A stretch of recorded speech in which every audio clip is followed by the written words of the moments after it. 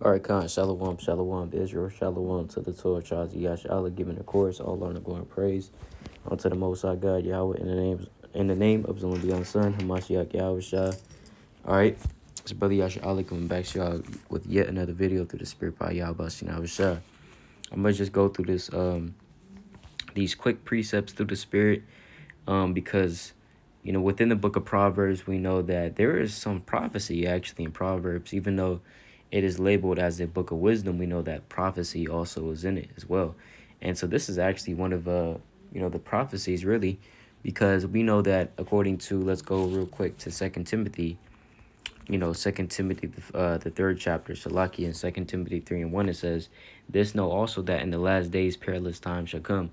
So we know that according to Paul, according to the other apostles, according to Yahushua in Luke 21, and precepts such as Luke 21, Matthew 24, and etc., we know that there's going to be certain signs, there's going to be certain behaviors we're going to see.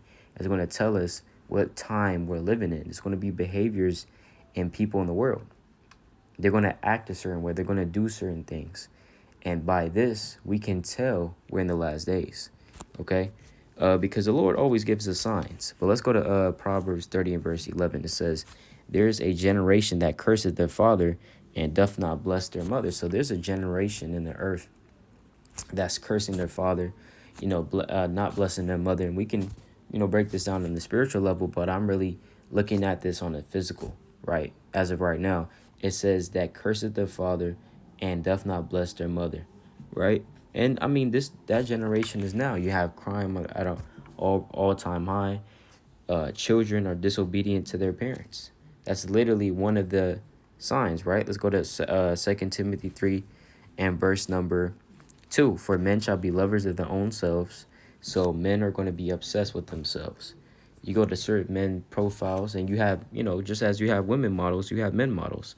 So they have the same attitude, right? They're going to have this puffed up mind within themselves just because they may look a certain way, just because they may be so-called attractive to the world. So what's going to happen is their mind is puffed up. They're proud. So they shall be lovers of their own selves. All right. I believe there's a term for it. But it escapes me right now. But it's basically a term to describe someone that's just highly obsessed with themselves. Right. It says covetous. So we know what covetous is, right? Lustful, coveting things that does not belong to us. It says boasters, proud, blasphemers, disobedient to parents. So that's actually one of the signs that we're in perilous times. It's actually one of the signs that we're living in the last days, is that you have disobedient children. You have children that are not obeying their parents, man. And a reason because of that, or a reason for that on the physical level, is because America wants to crack down on disciplining your children for years and years, decades and decades, hundreds and hundreds, and even millennia of years upon the earth. Men, it's like men and women have always chastened their children. They've always done some form of discipline toward their children. Okay, and so that's been going on for millennia. Proverbs even teaches us that, hey, if you beat your son with a rod, he shall not die. And in Sirach chapter 30, we all know what Sirach 30 says as well, concerning chastisement for your child, for your son. Okay, we all know what that says. It says that he that maketh his son oft to feel the rod, doth love him. Roughly paraphrasing. But let's go to Proverbs chapter 30, verse 11 again. It says, "There is a generation that curseth their father and doth not bless their mother." That generation is now. They're being disobedient to their parents, man. It says, "There is a generation that is pure, that are pure in their own eyes, and yet is not washed from their their filthiness." And that again, that generation is now. They're pure in their own eyes. So even when you go to Joshua, the last chapter, actually, I wanted Judges. Let's go to Judges on the last chapter and the last verse, right? Let's go to Judges 21, verse 25. It says, in those days there was no king in Israel. Every man did that which was right in his own eyes. So you have periods of times in which the vast majority of Israelites will be doing what was right in their own eyes. Sacrificing unto whom they wanted to sacrifice unto. Maybe amending the laws according to their own ability, according to their own thoughts, leaning onto their own understanding. So this is a perfect example of that.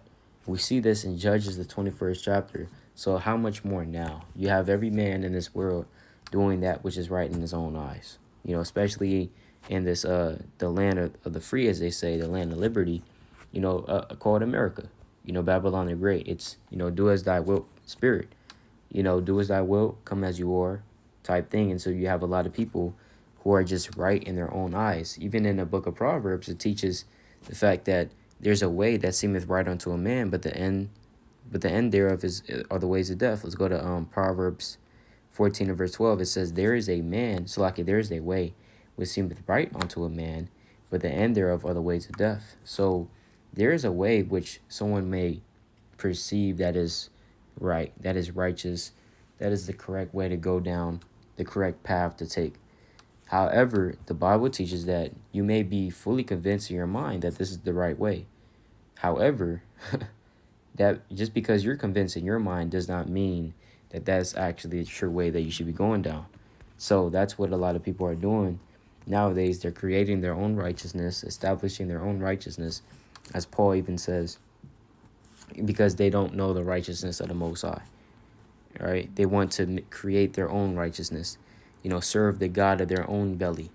Let's get that real quick in Philippians, the 3rd chapter. Philippians 3, I think I wanted to go to, 19. It says, all praises, whose end is destruction, whose God is their belly, and whose glory is in their shame, who mind earthly things. So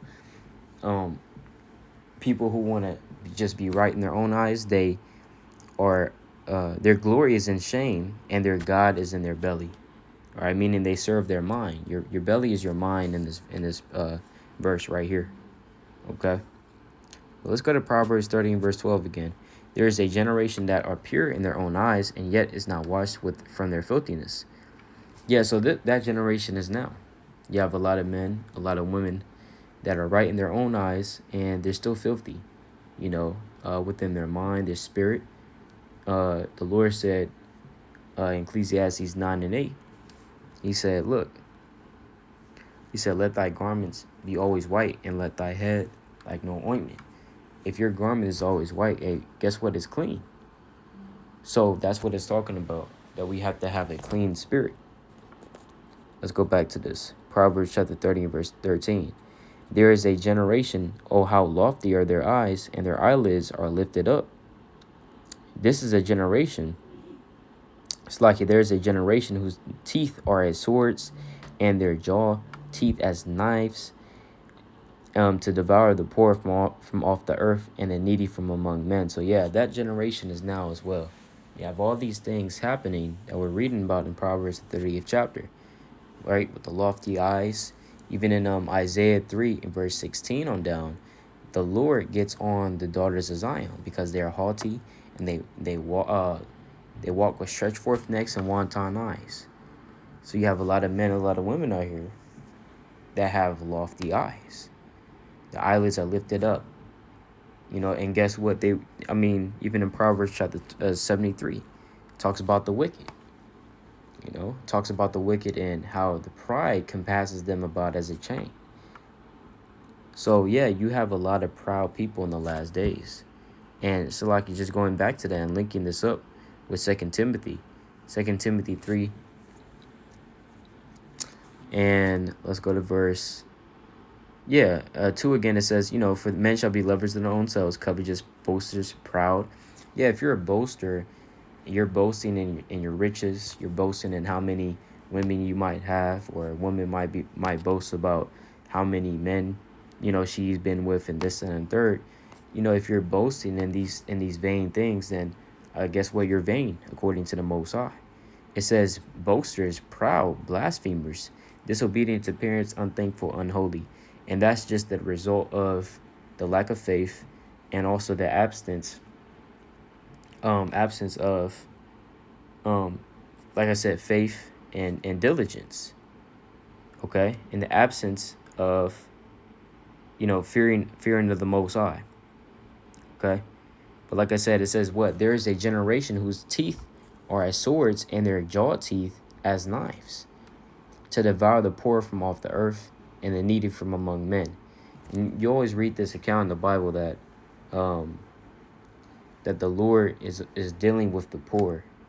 Okay, he's dealing with the poor. Let's go to the book of James, chapter 2. All right, let's go to James chapter 4. All right, hold on, Salakia. Um,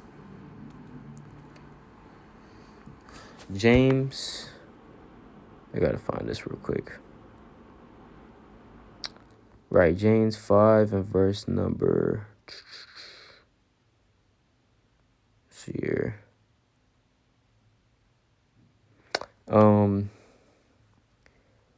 Let's see here. Where's this at? Okay, hold on. Right. Let's get this. Okay, Salakia. Yeah, I knew it was in James too. Salakia. James chapter 2, verse 5. Hearken, my beloved brethren, have not God chosen the poor of this world, rich in faith, and heirs of the kingdom which he had promised to them that love him. So the Lord literally had chosen the poor of this world. When you go to Isaiah, the 61st chapter, it talks about who the gospel is supposed to be preached to. It's supposed to be preached to the poor. All right. And the Lord even said in the Beatitudes, if I'm not mistaken, blessed are ye poor. Let's go to that in Matthew chapter 5. Matthew chapter 5 and verse number, let's see here. Okay, Salaki, no, I'm talking about I'm talking about a different precept, but he did say poor in spirit. But yeah, I'm talking about a different precept, Salakia. But let's go back to this in James chapter 2, verse 5. It says, hearken, my beloved brethren, have not God chosen the poor of this world rich in faith and heirs of the kingdom which he hath promised to them that love him.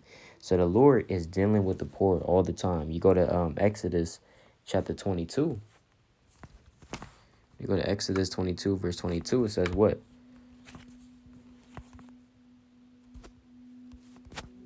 Oops. All right. Get that. Exodus 22, verse 22, it says, ye shall not afflict any widow or fatherless child. If thou afflict them in any wise, and they cry at all unto me, I will surely hear their cry. And my wrath shall wax hot, and I'll kill you with the sword, and your wives shall be widows, and your children fatherless. You see that? So the Lord talks about the poor, and he also does talk about the widow and the fatherless child. And the reason being is because the widow and the fatherless child have one thing in common. The commonality is that they're both poor. The commonality is that they both lack a source or provider of money, of income, of things of that nature. A provider. They lack a provider because it was really primarily the man who was a breadwinner in the ancient days.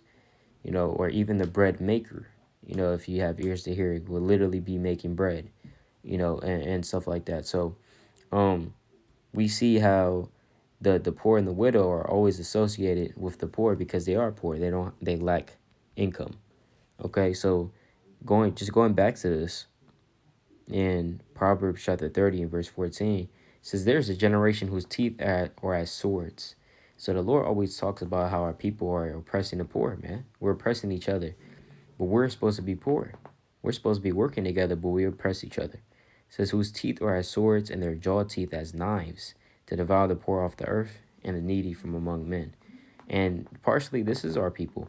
But, again, the Lord, Salakia, when we mingle ourselves among the heathen, we learn their works and we join on to them.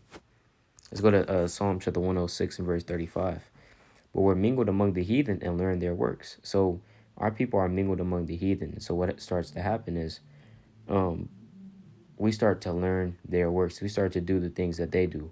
So now you have Jake and, you have Northern Kingdom, Southern Kingdom furthering the affliction that we have here in America, man. Okay?